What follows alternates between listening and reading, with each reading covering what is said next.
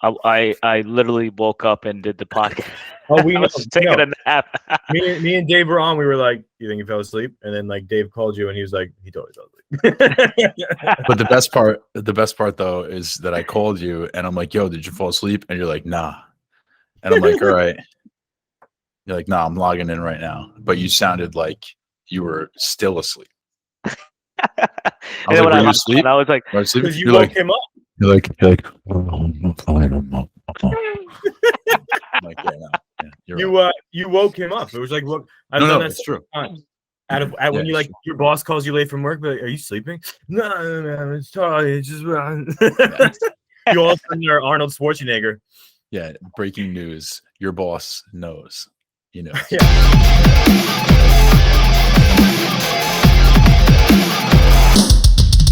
Week 8 in the Always Sunday Football Podcast. DC in the City, joined as I always am by Anthony. Anthony, how's it going, bro? Nice shirt, man. Nice shirt. Good. We did not plan this, but Definitely. I wanted to make that extremely clear. We didn't call each other 5 minutes ago or anything. I just happened to be like, yo, I wanted a comfy shirt, and always love the NFT space. You got to throw up the NFT space anytime you can. Yep, that's right. We got the NFT space. I'm repping from my new podcast studio setup. Jonny, how's it going from your setup? doing well. Glad to be here. Awesome. We're glad to have you. Glad to have you here at week 8. Now, let's take a look back really quickly before we get into this slate, because it's going to be a fun slate this week, as it often is. Last week's 3-pick parlay. Now, I'm going to say that Jonny had over 49 in the Kansas City Chiefs San Francisco 49ers game. He got that one correct. He got over 47 in the Falcons Bengals game correct, but he did not get the Steelers money line correct. I'll take it. That's right. I'll take it in the chin. Yeah, I heard that about you. My 3-pick parlay, over 47 Bengals Cincy. I was wrong, however, on the over with the Colts Titans. I let you guys talk me into that one. That's on me. And over 45.5 Ravens Browns, it was 43. That's a tough one, but I only went 1 for 3. Jonny, you went 2 for 3. Anthony, how'd you do? I went 1 for 3. I chose the Chargers with the points, and they didn't cover, and I also chose the over in that game. I chose Dallas to cover, and they did. So 1 for 3. Yeah, we soldier on. Has anybody gone 3 for 3 yet? No. We got to hit that. We got to hit that one week. I can't believe we haven't. 3 of us. Right. We're really bad at this. It has been a wild year, though. You cannot say that.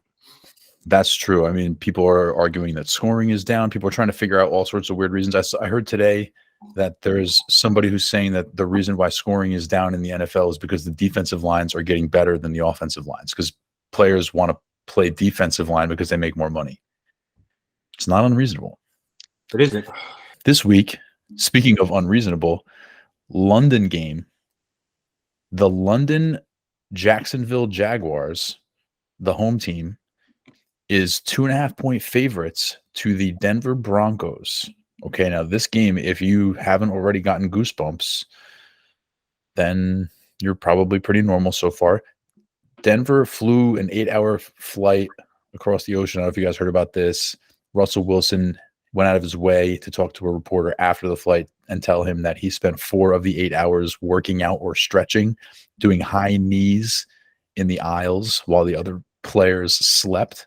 So not only did he make himself look like a complete tool, but he threw the rest of his team under the bus. Jaguars favored by 2.5 points, 40.5-point line. Give me the points for the Jags this game. If you paid attention to the Giants Jags game, I was actually at the game. Really, really close game. It really came down to the wire. Couple of penalties on both sides. Game could have went both ways. Literally, they were a yard away from winning that game. I think this is a game that the Jags win. This team is talented. They are a good football team. Give me the Jags with the points this game, and I'm gonna go with the under. I think I want to like the Broncos, man. we talk about them. The offense sucks, but the defense is for real, right? Mm-hmm. They're like number one in like every almost top 5 in all aspects of defense. So, and they've been surprising us with getting these wins. But like, I'm going to take the Jags. I'm going to take the Jags, and it's definitely to me, it's going to go under for sure. I will make it 3 for 3 on the under. This game is going to be gross. I am not like typically I'm like excited to wake up and grab a coffee and watch the 9:30 a.m. game, but this one I'm just like like if I wake up if I wake up late, I'll be okay. I'll be fine. I'll take the under, and I guess you know what? Just to be fun, let me take the Broncos somehow winning this game. But I like the culture's got to be so bad there. Like, how much do those guys hate Russell Wilson right now? It's got to be unbelievable. Like, these dudes are trying to sleep, and he's like going past them in the aisle, like, up. Like, come on, bro. Jets at home, getting 2.5 points from the visiting New England Patriots with a 40-point line. Johnny, your Jets, how you feeling? Give me the money line for the Jets until they lose. I am not gonna stop. Put my money line on the Jets. A couple of key things about the Jets. Obviously, they sustained some injuries. Brees Hall's out, lost a stud offensive line, and there are also some trade rumors that Garrett Wilson requested a trade, and then also last week about Elijah Moore. We've heard about that, but yeah, that's like the latest news I heard about Garrett Wilson apparently requesting a trade, which I don't think is true, but that's something I've been hearing on like Jets blogs and things of that sort. But I'm gonna put the money line on the Jets until they lose. So money line Jets. Anthony, I want to. It's Patriots Jets, right? There's some shit going on there, you know. I mean, Mac Jones is back this week. I don't know if that really Zappy. But I mean, the Jets have been playing, and Brees Hall has been the workhorse of that, and he's not there anymore. They went and get James Robinson, which I guess just to give some help. But you're gonna have to ride that train that nobody expected to be coming through. I'm gonna take the Jets money line. Oh, money line for you as well. Nice. Yeah. See, this is going to be, I think, maybe the biggest measuring stick of Belichick and the Patriots so far, because Belichick owns the Jets. He looked bad. He's looked bad a couple of times, but after this last week's game, he looked bad, B-A-D, bad. Like the cutoff sweatshirt with the holes in it might play when you're winning Super Bowls, but he looked like a bum when they put him up on the podium after that game. Like he just looked like your grandfather who got confused and got out of the home somehow, and they tracked him down near the gas station. This is just a big giant mess. I can't bet on the Jets. I'm gonna take the Patriots and lay the 2.5 points and just bet that Belichick figures it out against the Jets, because he always figures out against the Jets. But I'll say this: if he loses this game against the Jets, and furthermore, if they look bad, it's going to be a feeding frenzy in the media. And yeah, give me the under. Eagles at home, 10.5 point favorites against the visiting Steelers, 43-point line. Are the Eagles, is this the week, Johnny, our upset king? Is this the week that the Eagles lose? No, I'm not going to say that. Philadelphia got better. I don't know how a team that's the best team probably in football got better with the trade of Robert Quinn. And a lot of people will underrate that, but he's actually a stud. People don't talk about him because he played for a shitty team. But this team got better on defense.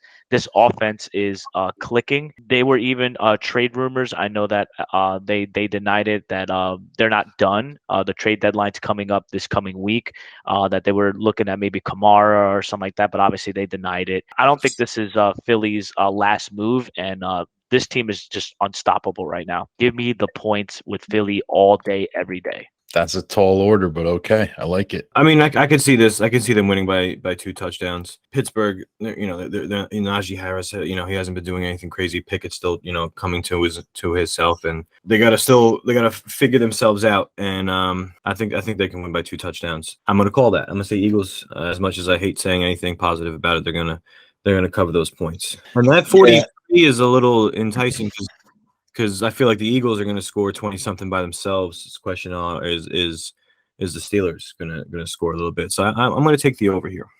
If they're laying that 10.5 and it's a 43 total, I'm gonna take the over. I'll go under here. I think the Eagles will jump up early on them and then just run the ball for the rest of the game. Give me the Eagles. I'll lay the points and I'll take the under. Yeah, I agree. This is not the week. They're going to lose a game eventually, but not this week. The rest of their schedule is pretty soft too, so it should be interesting. Arizona Cardinals taking on the Minnesota Vikings. The Vikings are 3.5-point home favorites. 49-point line in this game. Expecting some points.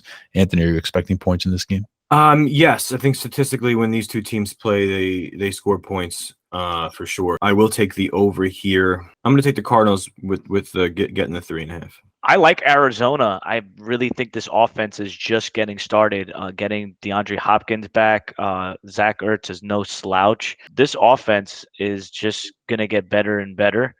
Give me my money line this week with the Arizona Cardinals. As soon as you started talking, I knew the money line Cardinals was coming. Just again, I don't trust the Vikings. I don't trust the coaching staff. I mean, the Cardinals coaching staff is just as dumb, frankly. But I do like the Cardinals getting the points here. I will go money line Cardinals and give me the over. Sure. I'll take it. Let's have some fun. Panthers, Falcons. Okay, the Panthers coming off a big win last week are now getting 4.5 points from the home Falcons. 41-point line here. Are the Panthers for real? See, like, they came out last week like they were trying to be for real, and the guy running their show's trying to prove a point. But you're at that rebuild stage, right? So if you're at the rebuild stage, do you really want to keep winning? And it's the Falcons, so you can just score all day on them. I think it's going to be interesting. I'll take the Panthers getting the points for sure. Out of all this, give me the under on this game. I don't think there's going to be a lot of high scoring. The offenses are not that great. I think the defenses are a little bit better than what people think. So I'm going to go with the under on this game, and I'm going to have Atlanta with the points this game. Atlanta, a cover machine. This Panthers team, the players that are there are sort of like playing inspired. The coach is trying to prove that when he got that stint in Arizona, that was a fluke. Oh man, this is such a gross game. I'll take moneyline Panthers here just to have some fun with it. Let's go. And then under all day. Your mom's under all day. Huge game, actually. Whoever wins this game is first in the division. Yeah. The NFC South is just an absolute disgusting mess right now. Tom Brady looks like a disaster. Thursday night was just bad all around. Chicago Bears, 10-point underdogs visiting the Dallas Cowboys this week. 42.5-point line. Dak is back. Hey, John, can the Bears score at all on the Cowboys defense, even after that 30-point outburst? Yeah, give me Dallas with the points this game. I do think they're going to absolutely mollywop the Chicago Bears this game. But I'm going to say this. I just think that because the defense is so bad for Chicago, I also think that Chicago might run the ball pretty successfully. I don't think they're going to be able to throw the ball too much. If Chicago is ever going to score some points, it's going to be when they get into the red zone. Can they punch it in for a touchdown with all the running backs that they have? They have Justin Fields, they have Herbert, and they also have Montgomery. So that's why I traded for Montgomery, actually, and we'll talk about that a little bit later, is because I think this football team is going to be extremely run heavy, and Montgomery is going to be getting a lot of those touches. So, but give me the over on this game. Zeke questionable to play. Doubtful. The Cowboys, to me, I mean, they're going to just run all day. I want to stay away from the spread. The Cowboys are going to win, but they might just run all over them, and it'll be a quicker game. And I'm going to take the under here. I agree with the under. I agree the Cowboys are going to win. I'll go ahead and lay the points because that money line is disgustingly gross, but I'm not feeling super enthusiastic about it. But yeah, I don't agree with John. I don't think the Bears are going to be able to run or pass on this team. The Dallas Cowboys defense is just too good. Under. Dolphins, Lions. Speaking of a game that might have a higher total, 51.5-point line on this one. The Lions are at home, but they're home dogs, 3.5 points to the Dolphins. Ooh, it's going to be a slugfest. So I think this is an easy one to say. Give me the over on this game. But the Lions, interestingly enough, have not produced the offense that I think that I thought they would. So I am going to A lot go of with injuries. yeah, a lot of injuries. But Hawkinson, I think, should be back this week. I think he's healthy. He was at full practice, I believe, yesterday. So maybe they're getting a little bit more healthy. I think this game is pretty interesting, but with a healthy Detroit team and they've had some embarrassing loss, give me the money line for the Lions. Okay, money line Lions. So you think they're going to come alive and beat the Dolphins? Wow. Yeah, that's going to Well, be, yep. Swift is supposed to play. Amon Ra is questionable right now. I'm not so sure about him. I said his was sketchy. They put him in concussion protocol, but he didn't have a concussion or something like that. That's part of my parlay actually is Lions money line. It's going to go over, I believe, as well. But the Dolphins, they lost their starting safety. They lost some cornerbacks, so their secondary is depleted.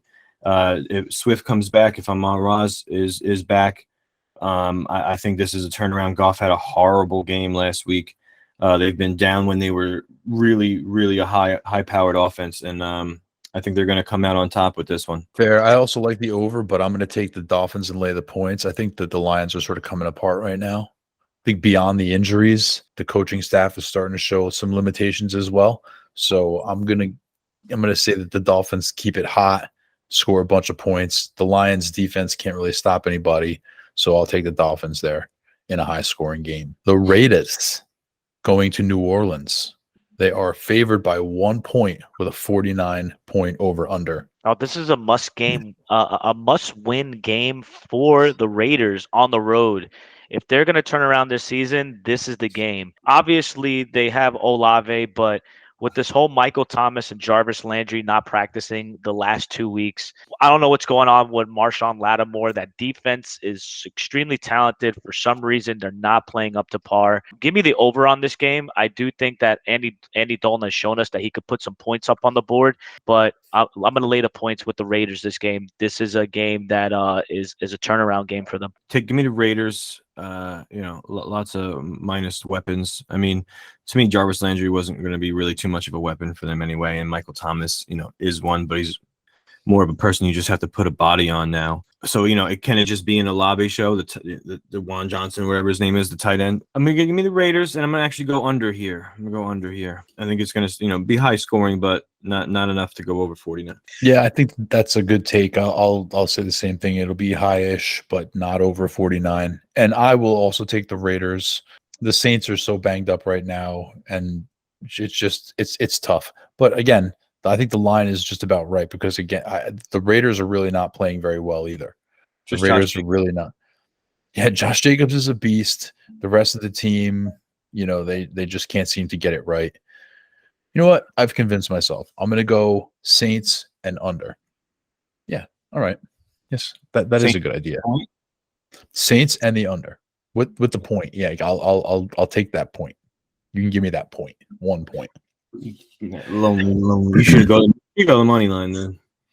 Yeah, I may as well. Yeah, as a matter of fact, then there you go. Money line Saints. You heard it here first. 405. Houston Texans at home. 3-point dogs to the Titans with a 40.5-point over under. I think as long as Derrick Henry is healthy, they're going to play well, right? If he can consistently just do what he does and just chop away at that defense, bang them up like a screen door, and I think they'll cover that right there. When I was looking at my money line madness, I was like, can Houston, because Houston's just that team. It's just going to lose by 3 points every time, But can they win this one? But we are the Titans. I'll take them laying the points. And 40.5. 40.5. It's been such a low year, but I want to, I always ride the over. I'll take the over on this 40.5. What about you, John?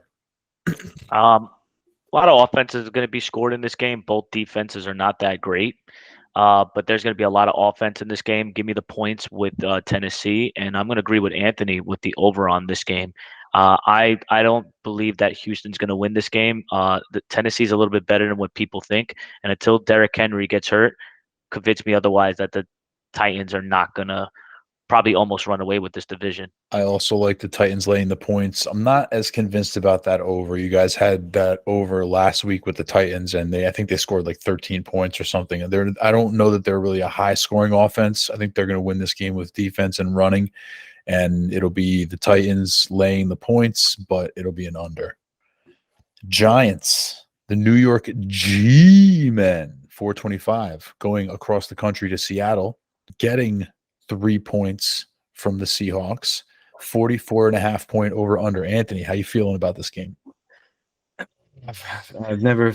Haven't felt this good in a while, guys. I'm gonna take the Giants money line here, fam.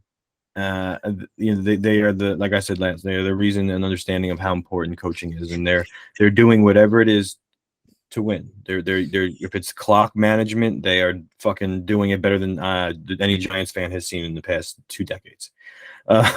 So I take the point, but that 44 is interesting because the Giants haven't really scored, over 24, I think like once or twice this year. But the Seahawks have been, where they can, but the Giants defense is actually pretty good. So like, I'm honestly going to just stay away from that over under, but I'm going to take the money line for the G-Men. All right, we talked about coaching a little bit, but this game right here, we're talking about neck to neck coach of the year right here. Pete Carroll, Brian Dabo, like, come on, this is neck and neck. We're talking about coach of the year coming up. I love this matchup over here. This is going to be a really exciting one.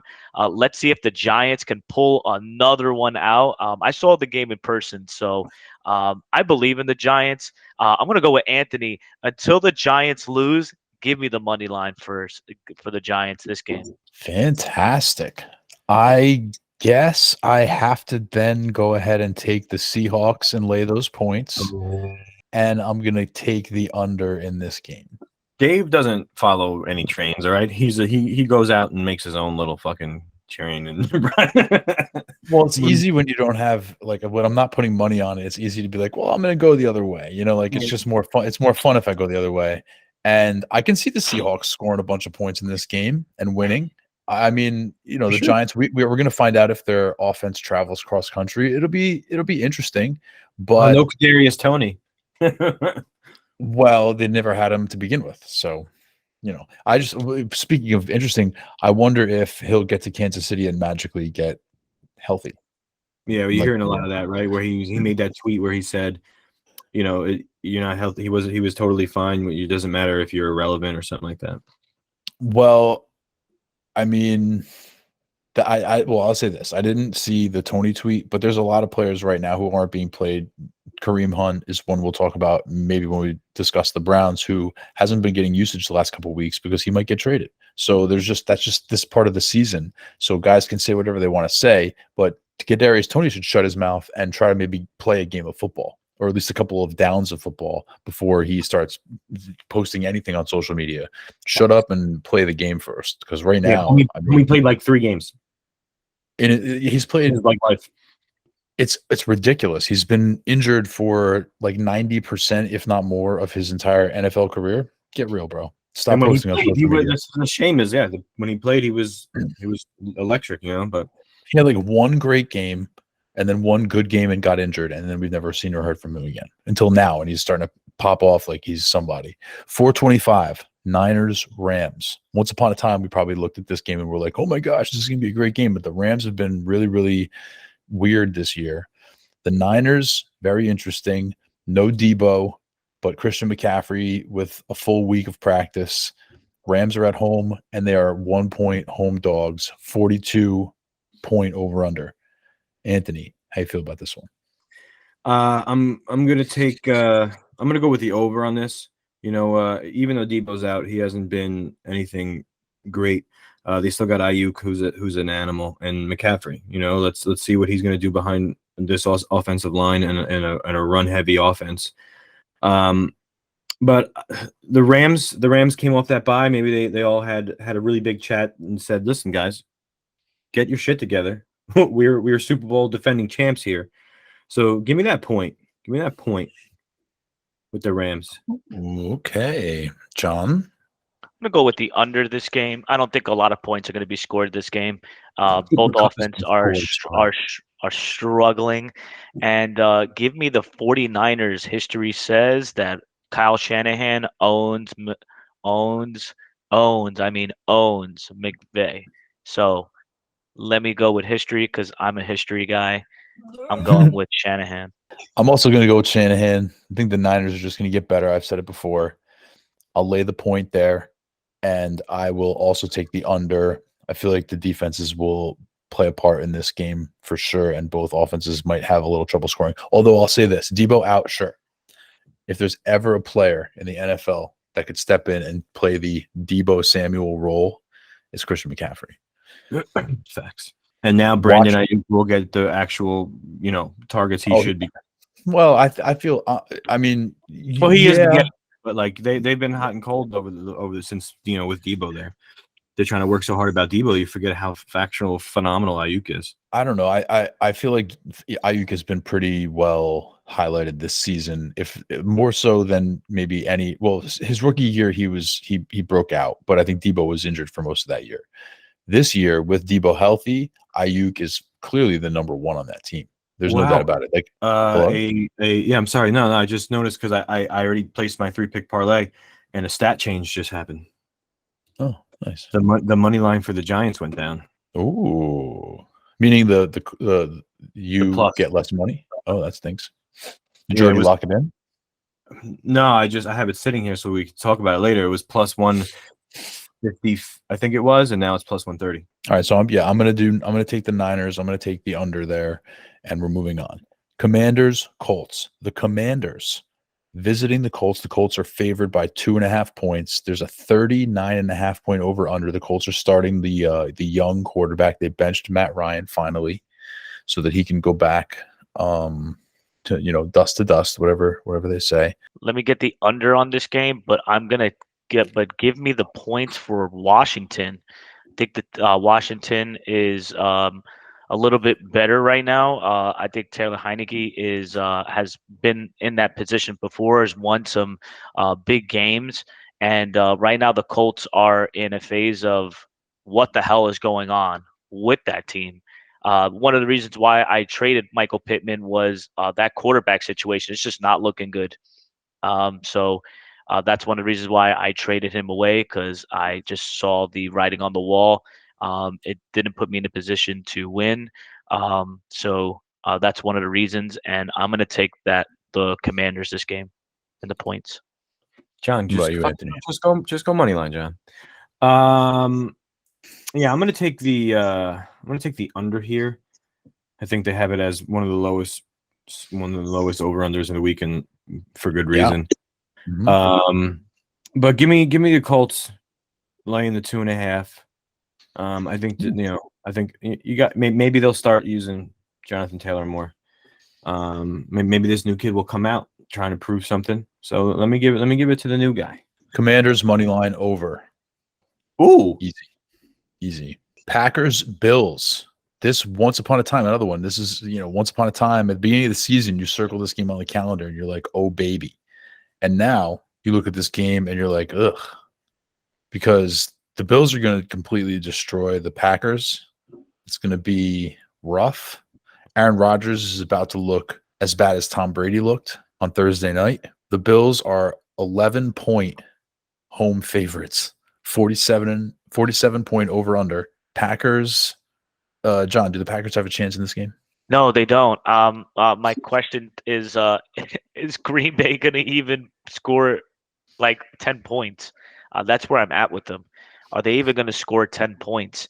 But right now, Aaron Rodgers, I own him, obviously. He's been averaging about 2 touchdowns a game, so that's about 14 points. And Buffalo's defense is a little bit banged up, but this offense is just atrocious. I think that Buffalo is going to absolutely annihilate them. Give me the points with Buffalo, and I'm going to go with the under, though.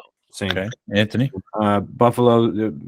Josh Allen's going to be taken out in the fourth quarter, so they're going to cover the points, and I go with the under as well. Yeah, see, I think that we're going to go Bills lay the points for sure. I will take the over and but I do agree that the fourth quarter, at some point in the fourth quarter, both Rodgers and Allen will be taken out. Allen because they're up by so much, and Rodgers because they're down by so much. The Packers are a gigantic mess. It's bad.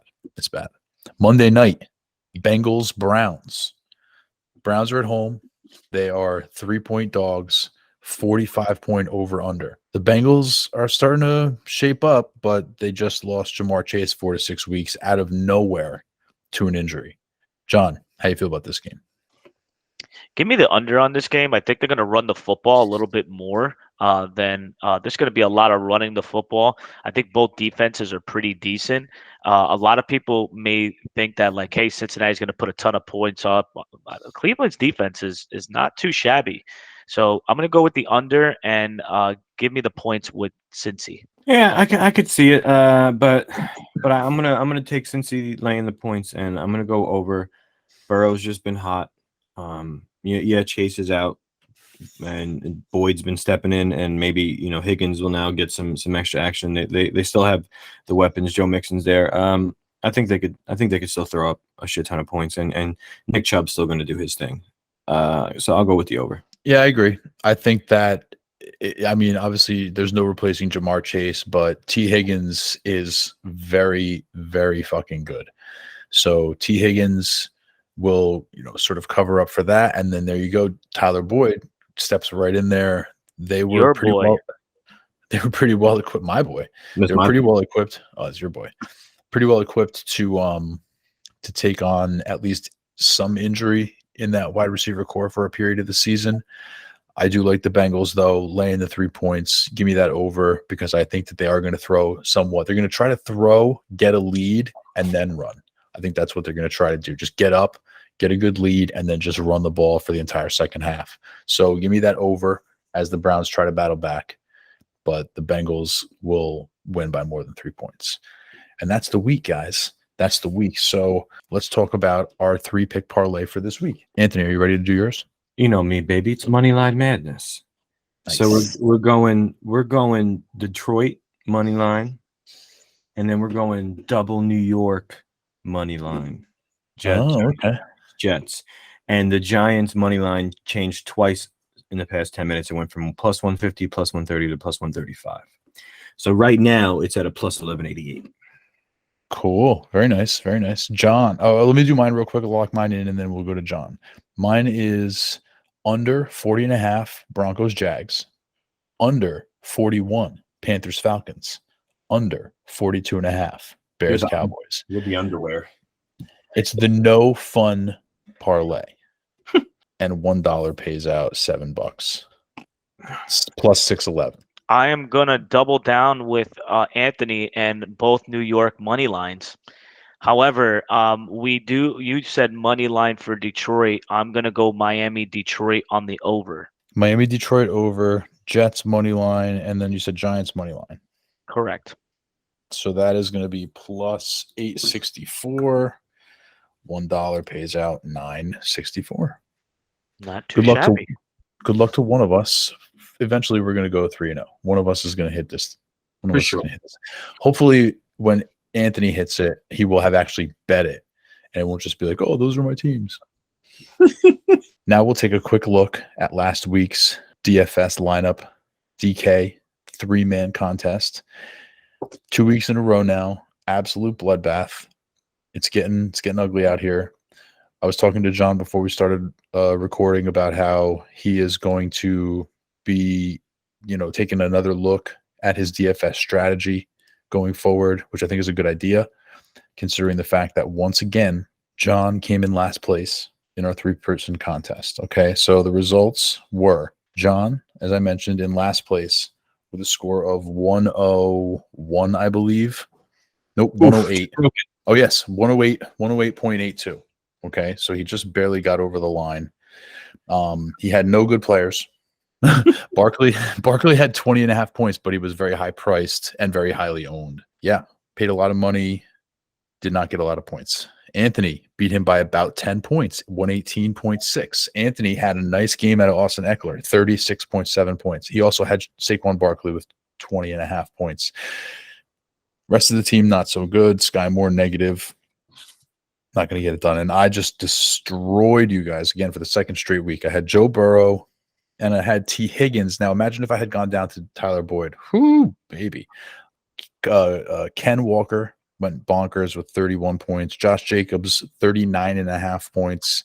I had a 183.24. I beat you guys by like 70 points, almost, 60, 70 points, depending.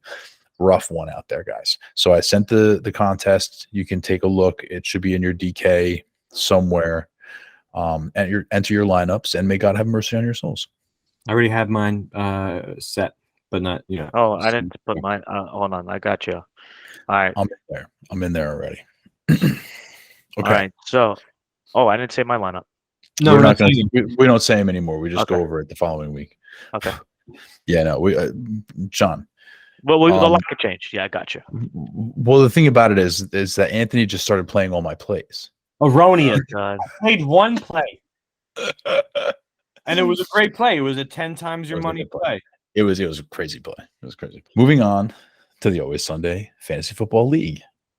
We're going to take a look back at the action from week 7, talk about our heroes, goats, and so on and so forth, and then break down some stuff as we look forward to the rest of the season. So my hero this week is none other than Sizzla Anthony. Oh, baby. All right. So Anthony went absolutely nuclear with Austin Eckler, Mike Williams, may he rest in peace for the next few days. And the play of the week, McCole Hardman. Whoa, huge win, and you did it in nice fashion. So, Anthony, congratulations. You are my hero of the week. Best of luck to you next week, because it's going to be a tough one. Well, we'll get to that. Anthony, with his win, went to 4-3. We're going to break down the 4-3 teams as we move along. Anthony. My hero was the Moth. Okay. Moth comes in. He was a 2-4 playing a 4-2 team. The Drunken Bums, who, as we said, is slowly getting exposed. He comes in. He has fucking Hall go down, Andrews fucking die, and still came out on top with a win, and that's why he's my hero this week. That's right. Wins his 3rd game, stays in the conversation as the season wears towards its middle, and sends the Drunken Bums to 4-3. He helps make a 6-way 4-3 tie for sure. 6-way tie. Drama. My hero last week is another 4-3 team, was able to push his record to 4-3, and that is the Golden Showers. Okay, the Golden Showers also had a big scoring week. The biggest score of the week, in fact, 200 points. Beer Muscles absorbed a 200-point explosion from the Golden Showers, who's now on a scoring tear. His team is on a little bit of a win streak. Burrow, 48 points. Chase, 35 points. As we mentioned, he just lost him to injury, so that's going to be tough for him for the next 4 to 6 weeks. Jacobs, 39.5 points, as we mentioned. Just a complete ridiculous score, 200 points. The Golden Showers, 4-3, moving on up. And for that, he is my hero. My GOAT, unfortunately, is on this podcast with us, and that is Pretty Boy Jonny. Pretty Boy Jonny lost a close one this week to Toddler Fight Club. Now, Toddler Fight Club started James Robinson, who scored a 0. Okay. He didn't have a bad score. He didn't have a great score, but their scores were very close together when it came down to what I believe Monday night.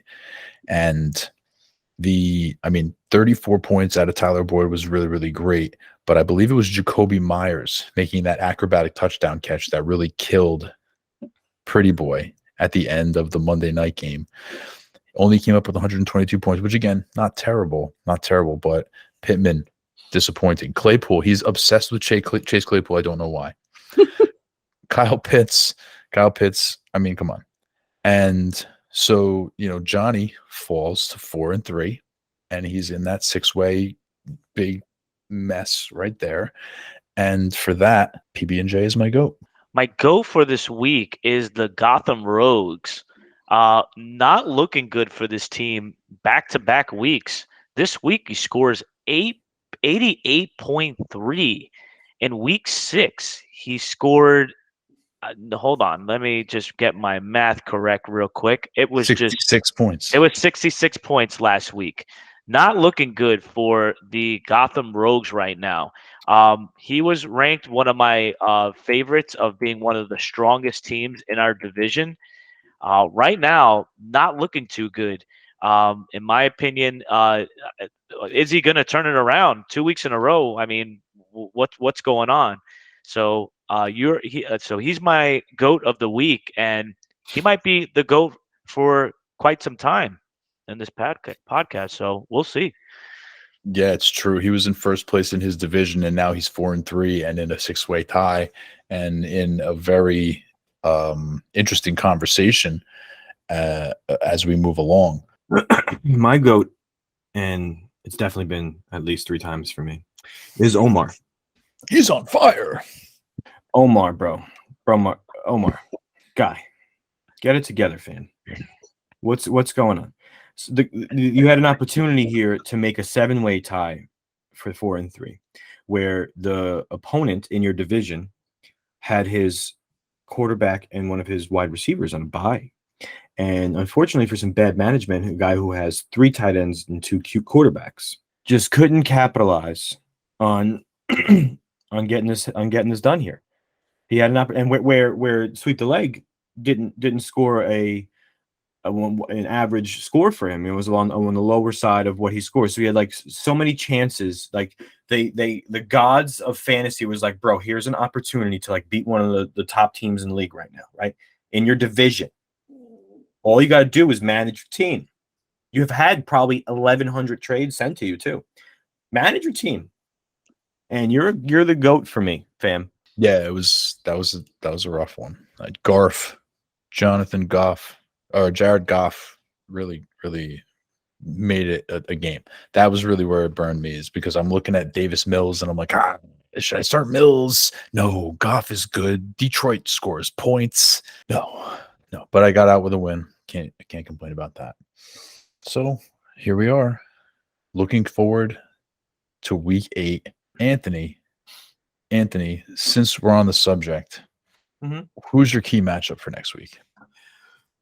My key matchup here is not, I guess, too much of an interesting one, but it's important, I think. Is Bobby J and 11 Amateurs Pro? Go ahead. 2-5 and a 5-2 team. Bobby J's been down here and going against a team who was one of the exposed, but who's now kind of took one of those big players and thinned it out to some more depth here.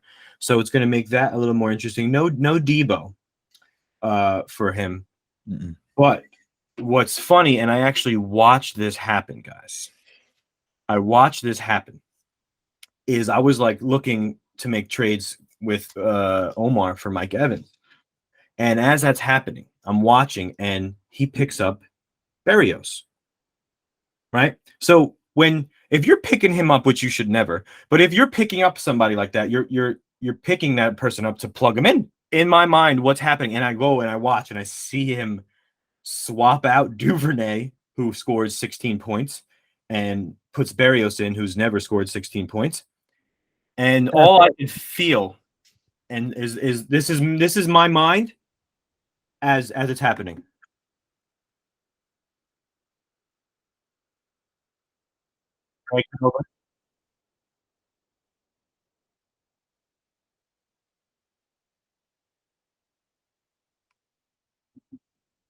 Did you? What just happened?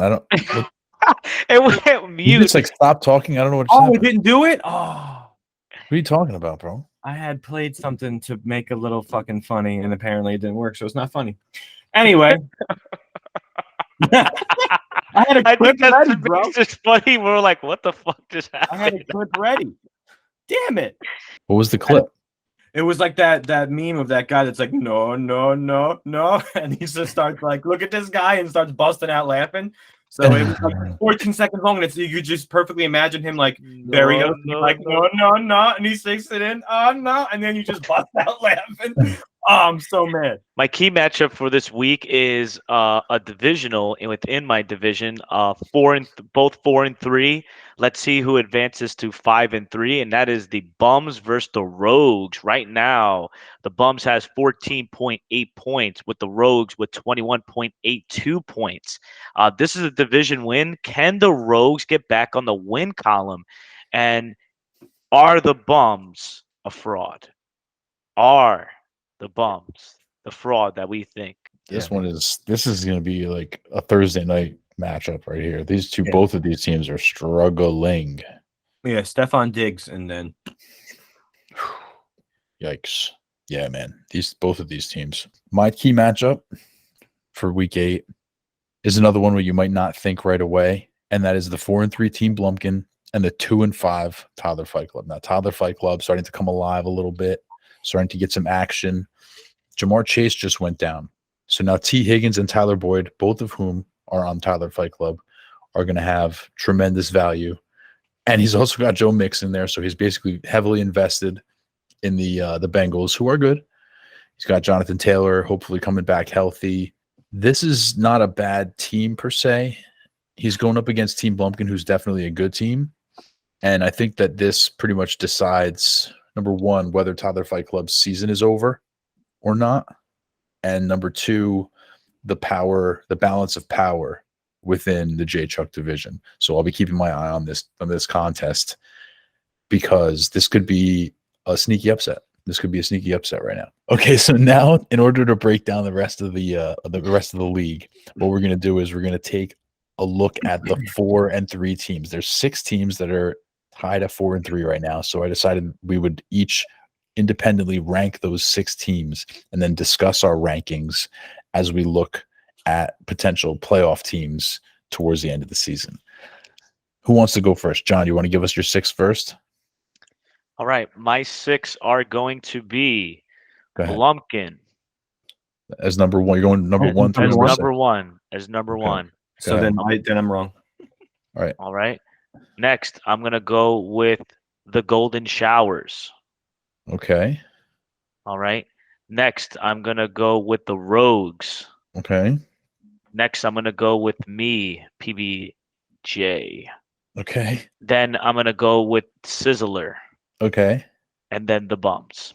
All right, so John proved me wrong. I said that we were all going to have the same. We should all have the same first and the same last. Okay. So who's your first? Go 1 through 6, Anthony. Golden Showers, number 1, Got it. as you should be. Blumpkin, number 2. Okay. I have me, Sizzler, as number 3. Okay. I have John in where he has himself as number 4. Okay. I have Rogues 5, Bums 6. Okay. And mine is pretty similar to Anthony's, I think. And mine goes I'm sorry? Except I'm different on yours. The Golden Showers, Team Blumpkin. I have Sizzler 3rd. I have the Rogues 4th. I have PBJ 5th, and I have the Bums 6th. So let's talk about the differences. All right. The first difference we have, Anthony mentioned that he expected us to all have the same first team. Why is that, Anthony? Because he's got the best all-around team. Like the starting team is just right now better than everybody else's. You got, if Amon-Ra's healthy, you got Amon-Ra. He's got DeAndre Swift. He's got Josh Jacobs, who's just fucking tearing it up. He's got Jamar Chase, and which he just lost, but he's got the Jamar Chase, Joe Burrow stack. And even with that Chase injury, he's got Brandon Ayuk. He's just, to me, he's like he's got the best. He's got the best team. I agree. I think it's blatantly obvious that he has the best team. John, why do you think it's the Bums? I'm sorry, the Blumps. I think the Chase injury changed my perception a little bit. Sure. I think that's a huge guy to lose, and I think that Blumpkin just slides in just a little bit. I would say if Chase was not injured, I would have definitely 100% said Golden Showers, but injuries played a role in my pecking order. Before the injury, definitely the Golden Showers. Now that injuries are starting to play a little bit of a role, Blumpkin a little bit higher than the Golden Showers. He's got the best quarterback and the best tight end. I understand that, but I still think it's got to be the Golden Showers. Okay.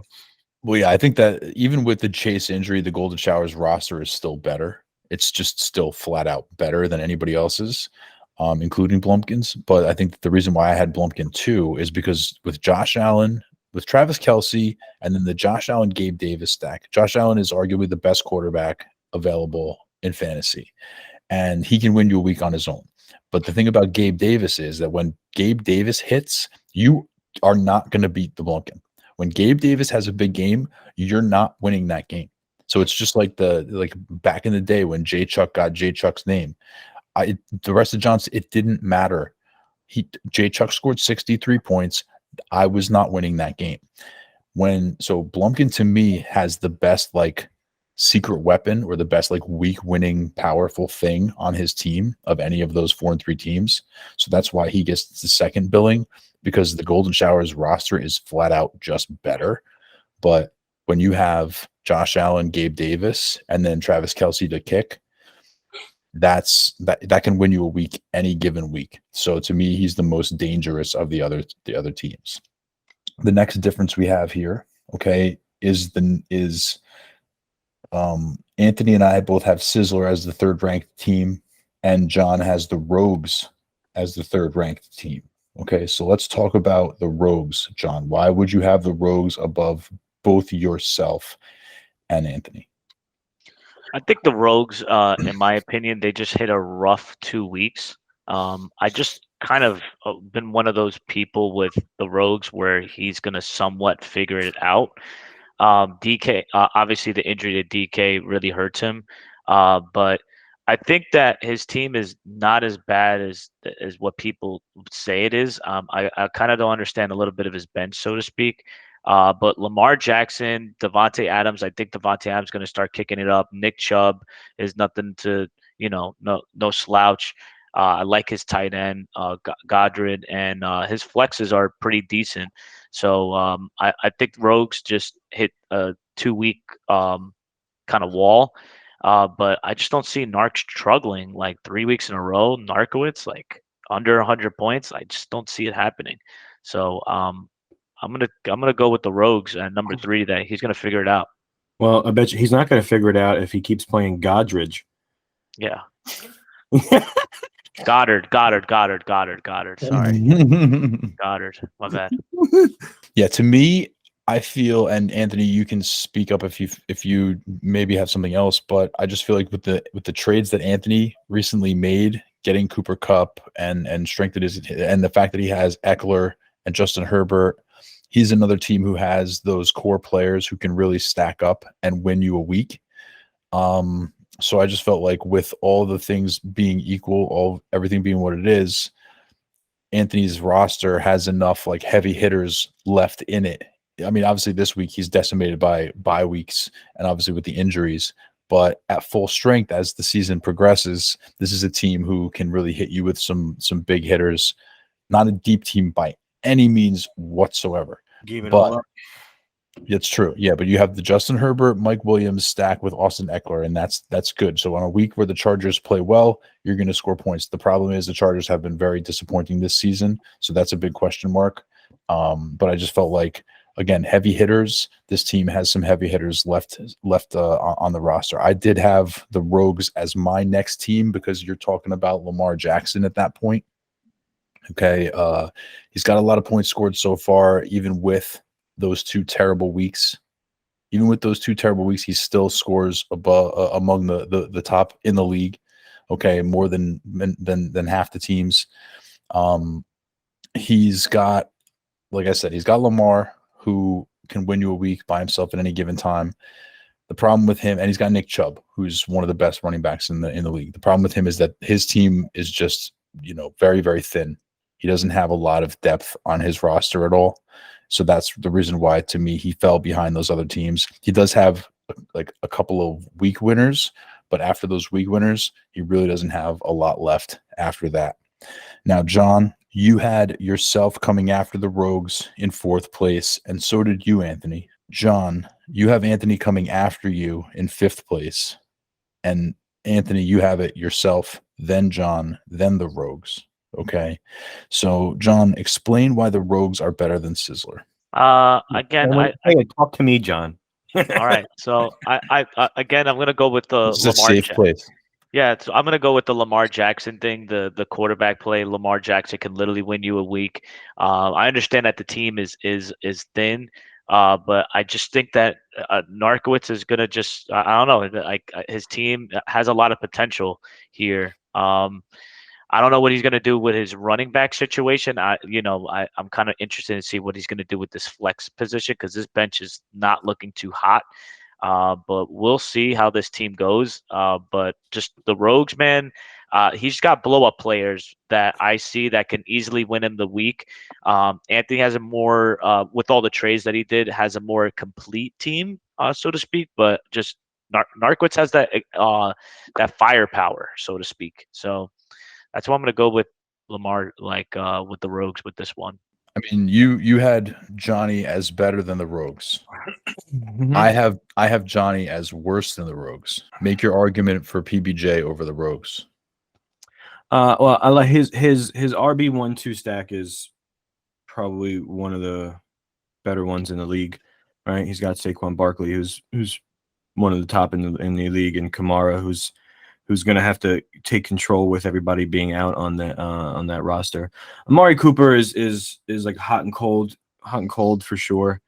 If Kyle Pitt, if the tight end QB situation can just be streamed, because I think John's gonna that's why the Aaron Rodgers isn't what you thought he'd be.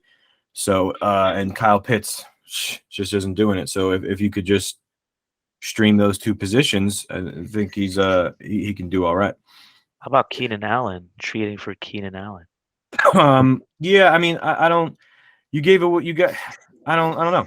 I mean, Keenan Allen, it's Keenan Allen, right? But like Keenan Allen has played one game this entire season, and I don't think he made it through the entire game without getting injured. And he hasn't played. He played a little bit last right before the bye, but then got injured again. There's no guarantee that he's going to come back and play at all or play well at all. Same thing with Michael Thomas. Okay. Kyle Pitts is unfortunate. It sucks. Okay, guys, everybody, let's just all look at each other in the face. It sucks with Kyle Pitts. We all had big expectations. He's a bench player at best, if you even want him on your roster. John's receivers are not good, ladies and gentlemen. Amari Cooper, good.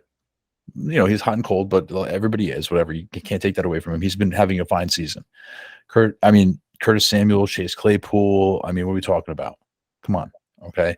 Kamara and Saquon Barkley are good. Everybody else on this team is a gigantic question mark. Let's be real. He's number 5 out of the 6 teams. Okay. Let's just call it like we see it. The bums, we don't have to talk about at all. The bums are just a joke. All right. So now what I did while we were talking was I took the power rankings, each of our power rankings, and I amalgamated them. Okay, so here's how the power rankings go, everybody. And this is all 3 of our power rankings added together, combined. We decided as a group that it goes TGS, Blumpkin, A Million Miles, and then Sizzler, the Rogues, PBJ, and then A Million More Miles, and the Bums. So we can all agree that the Bums are completely out of the picture. And we can all agree that TGS and Team Blumpkin are completely in the picture. So now let's talk about the other teams that are in the picture, which are Sweep the Leg and the 5-2, 11 Amateurs, 1 Pro. 11 Amateurs, 1 Pro. He's made some moves. He's sort of balanced his team out a little bit, and he's got 5 wins in the bank and a very easy schedule. I defy you to look at his schedule and figure out a way that he does not make the playoffs. Okay? If you can look at the schedule and figure out a way that 11 Amateurs does not make the playoffs, speak now. In the meantime, I will posit to you that Sweep the Leg, 11 Amateurs, the Golden Showers, and Team Blumpkin are all very likely, in our estimation, to make the playoffs. Much more than twice as likely as any other team. That's 4 out of 6 playoff spots, guys. The next 3 teams are Sizzler, the Rogues, and Pretty Boy Jonny. You guys are 2 teams out of 3 playing for just 2 available playoff spots right now. I hope all my trades fucking pay off. because I've done so many trades and I had so many good pieces, that I could have kept that depth. I don't know. I like my odds. John, by your own estimation, you are not going to make the playoffs. How do you feel about that? I got to do some trades. I'm going to be honest with you. I need to do a trade because right now I think you're absolutely right. I am absolutely. I need to make some trades, and that's why your boy has been stressing over here because your boy's team is not good enough. I think I've been playing the patient game, doing little trades here and there, trying to build the team. But I got to make a trade that's gonna make my team better. I think the only trade that worked out for me is the Alvin Kamara one. Every other one is just kind of like ugh. So Who I was got to the make Alvin some moves. Kamara trade? Remind us. That was Najee and Alvin Kamara. That was a good trade. Who was that with? That was with you, and then you ended up trading away Najee To who? To who? and Anthony, and then And then now where's Najee now? Yeah, well, honestly, I think I've done like 6 or 7 trades, and every single one of them were extremely good, except the one I did with you. Well, Oh no, for me. I mean, good for me. You mean the Godwin for Mike Williams? No, the ETN and Juju for Najee and Renfro. So both of the ones you did for me. Both of the ones. The Mike Williams and Godwins, I think, were good for me. Even with Williams getting injured for 6 weeks? Yeah, because I was able to plug Mike Williams in for 2 weeks before I was able to ever play Godwin, and it helped me get 2 wins. Fair. I guess if you look at it that way. Yeah, that's a pretty positive way to look at it. So, yeah, John, rude awakening, huh? That's tough. I've been knowing that. I just trying to figure out a way of trading. It's hard to eat the bullet, bro. Yeah. Well, you know what? You might have to get rid of Kamara or Barkley, bro. Sometimes it helps to see it with math, Yeah. Sometimes it helps to see it with math. Just so you guys are aware, TGS had 4 rankings points. Blumpkin had 5 rankings points. Sizzler 11. Rogues 12. PBJ 13. That's just where we're at. That's you guys. Okay, you guys put yourself as more than twice as likely to miss the playoffs as those other 2 teams. More than twice as likely. You did that. So that's going to do it for week 8. Thanks, guys. As always, it's a blast. I will see you next week where it's always Sunday. Later.